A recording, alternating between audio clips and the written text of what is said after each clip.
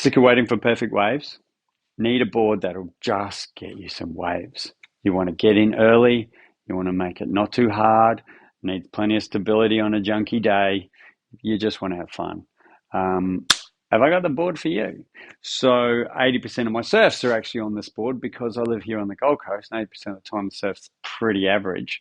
And I can't pick and choose my times to go out. I've got a business, a family, a life, and other things that I need to do. So I still need to surf pretty much every day because I'm fully addicted. So when the surf's not so good, I use a baked bean. So what we're looking at is a fat board. A fat board, you go short, you go wide, you go thick. You refine the rail enough so it still handles really well, but you don't need to put a lot of effort in to get the turns. You don't need to put a lot of effort in to get the waves. And that's an important point. So you don't need to be catching the wave in a more acute position. You can start paddling for a while it's like that and actually stand up.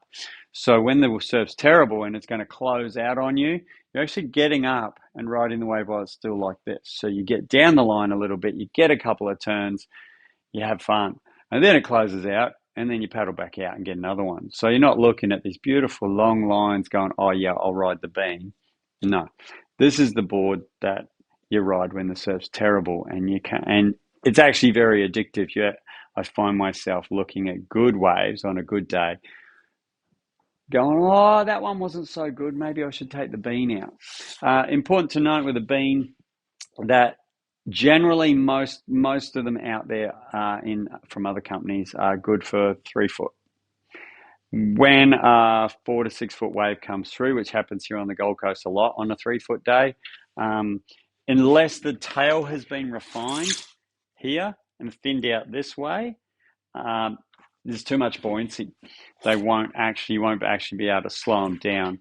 And what you'll find is they will feel like they're going to skate out from under you. So you try and turn and it'll just slip away.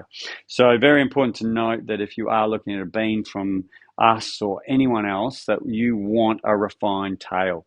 You want lots of buoyancy, lots of width, but a refined tail will mean that when you need to turn on a much bigger wave, which it happens, your 3 foot day, and then the start rolling it a bit bigger, you don't want to go home and change boards. You want to stay with the board you have in the water already.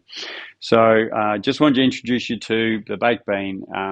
Honestly, the most fun I've had in the surf, double my wave count, and it looks after my back really well. If you look in the comments, there'll be a video. We've got Damo. I asked him to surf at 60% of his capacity. I didn't want to show a video of a guy absolutely tearing it to pieces and make it unrealistic for the rest of us. So he's riding at 60% capacity, and you can see it's kind of effortless. And we got him to go out on a pretty average day down at D-Bar, or Duran Bar if you don't live here. Well worth checking out. You'll see that he's just being real playful in the surf. And it's kind of like you've already filled your cup and you're then just mucking around. And that's what this feels like all the time. You just be more playful with your surf. And the extra buoyancy gets you more waves. And then if you are out in a crowd, you can fight with the little groms that are really, really fit and do it effortlessly. You can play in that space easily. So I'm Simon from Surf Society. I hope you liked this video. And that was the baked bean. Cheers.